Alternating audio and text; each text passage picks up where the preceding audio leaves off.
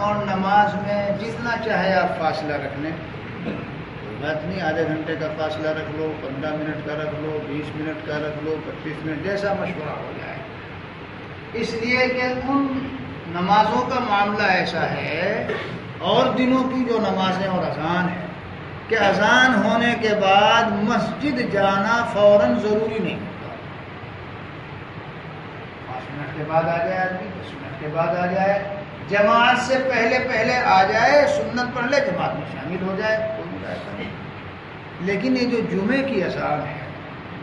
جمعے کی اذان کے متعلق خود قرآن پاک میں حکم اور آیت موجود ہے، اس کا معاملہ الگ ہے۔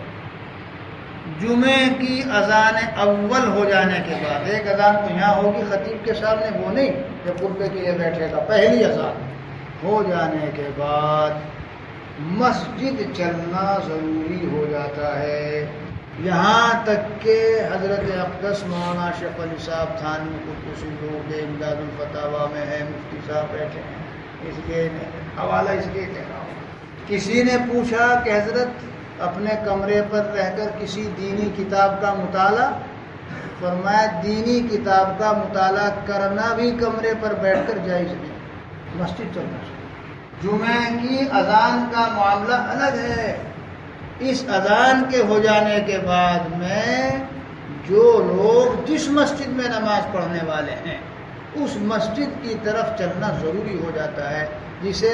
سعی کہتے ہیں، سعی المسجد۔ یا ایھا الذین آمنوا اذا نودی للصلاة من یوم الجمعہ فاسعوا الی ذکر اللہ،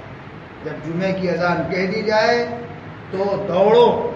جاؤ اللہ کے ذکر کے لیے جاؤ، وہاں سنو تو خطبہ ہوگا، اسے سعی کہتے ہیں۔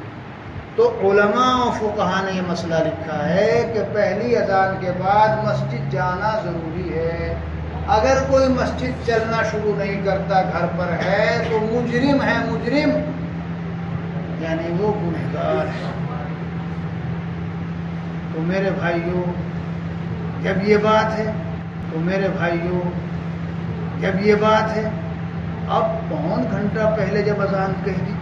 تو پون گھنٹہ پہلے کون چلے گا مسجد؟ اتنی دیر مسجد میں آنا اور بیٹھنا لوگوں کو گراں ہوگا، دقت ہوگی، الجھن و پریشانی ہوگی۔ اس لیے جمعے کی اذان اتنے پہلے کہلواؤ کہ مسلمانوں کو اس مسئلے پر عمل کرنا آسان رہے۔ میں تو اپنے یہاں 10 منٹ پہلے کہلواتا ہوں، مدرسے میں غسل کر کے، کپڑے بدل کے، طلباء سب چیزوں سے پہلے فارغ رہیں گے، ایسا نظام بنایا گیا، اور جیسے ہی اذان شروع ہوگی فوراً مسجد کی طرف چلتے ہیں، 10 منٹ 15 منٹ کے بعد خطبہ ہوگا اور نماز ہو جائے گی۔ یہ پون گھنٹے کا فاصلہ، آپ ہی بتاؤ پون گھنٹے کے لیے آدمی یہاں آ کے کیسے بیٹھے گا؟ اس میں دقت، الجھن، پریشانی ہے کہ نہیں ہے؟ بھائی دو باتیں ہیں، یا تو نہیں آئے گا تو گنہگار، اور آئے گا بیچارہ تو پھر کتنی دیر بیٹھے گا؟ وہ پون گھنٹے کیسے بیٹھے گا؟ صحت بھی اتنی اچھی نہیں جو اتنی دیر تک وضو باقی رہے، اور ویسے بھی لوگوں کو اتنی فرصت کہاں ہے جو پون گھنٹے کے لیے مسجد بیٹھے؟ تو قابل حل ہے کہ نہیں مسئلہ یہ؟ اب ویسے تو آپ لوگ جانیں کہ کتنا فصل رکھنا چاہیے۔ حضرت مفتی مظفر حسین صاحب رحمۃ اللہ علیہ مظاہر علوم کے ناظر تھے،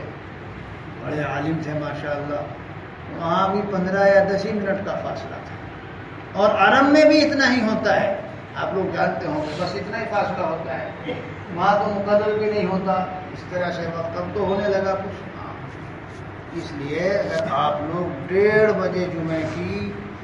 گویا نماز پڑھتے ہیں اور خطبہ اس وقت ہوتا ہے، آپ گویا نماز پڑھتے ہیں اور خطبہ اس وقت ہوتا ہے،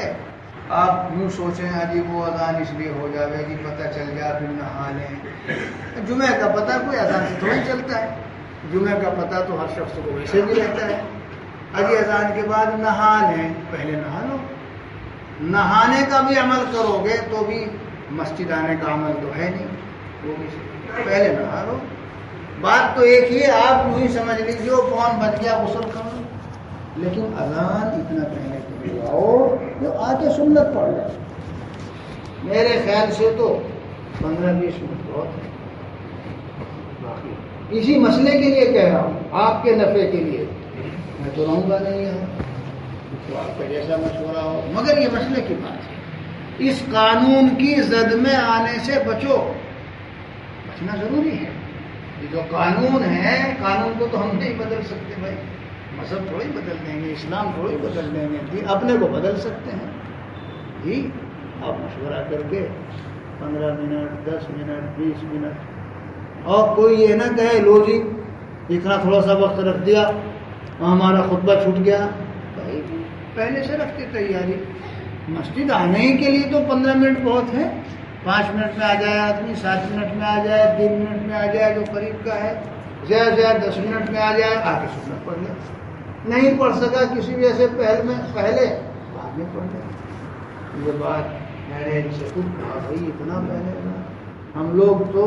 جمعے کی اذان 10 منٹ پہلے کہہ دیتے ہیں۔ اللہ تبارک و تعالی عمل کی توفیق